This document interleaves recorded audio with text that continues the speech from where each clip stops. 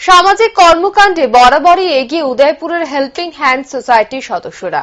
রবিবার শতাধিক মানুষের মধ্যে দুপুরের মধ্যাহ্ন ভোজন হিসেবে রান্না করা খাবার বিতরণ করল হেল্পিং হ্যান্ড সোসাইটির সদস্যরা। সংস্থার চতুর্থ প্রতিষ্ঠা দিবস উপলক্ষে এদিন দরিদ্র, অসহায়, ক্ষুধার্ত এবং শ্রমজীবী অংশের শতাধিক মানুষের মধ্যে রান্না করা খিচুড়ি ও চাটনি বিতরণ করা হয় সংস্থার তরফে। এদিন দুপুরে উদয়পুর রমেশ চৌমুহনী এলাকায় আয়োজিত এই কর্মসূচিতে উপস্থিত ছিলেন উদয়পুর পৌর পরিষদের প্রাক্তন পৌরপিতা শীতল চন্দ্র মজুমদার সহ হেল্পিং হ্যান্ড সোসাইটির সম্পাদক জয়দীপ পোদ্দার, সহ সম্পাদক শুভ্র শেখর নাগ, প্রতিষ্ঠাতা তথা কোষাধ্যক্ষ প্রজ্জ্বলিকা ভৌমিক সহ সদস্য সিম্পলি মজুমদার, শক্তি চক্রবর্তী, রুচিরা সাহা এবং প্রসেনজিৎ দাস। উল্লেখ্য, সামাজিক কর্মকাণ্ডে অবিভক্ত দক্ষিণ জেলার মধ্যে বরাবরই এগিয়ে উদয়পুরের হেল্পিং হ্যান্ডস সোসাইটি।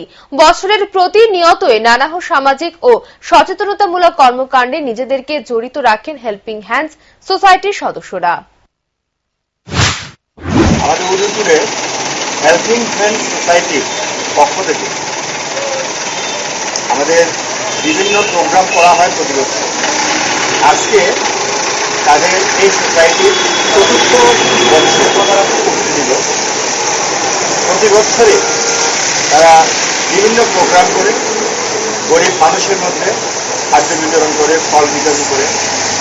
আজকে তাদের এই অনুষ্ঠানে এখানে তারা খিচুড়ি এবং কিছুটা চাটনির ব্যবস্থা করেছে গরিব মানুষদের জন্য। আপনি দেখতে পাচ্ছেন, আমরা এখানে এটা ডিস্ট্রিবিউট করা হচ্ছে।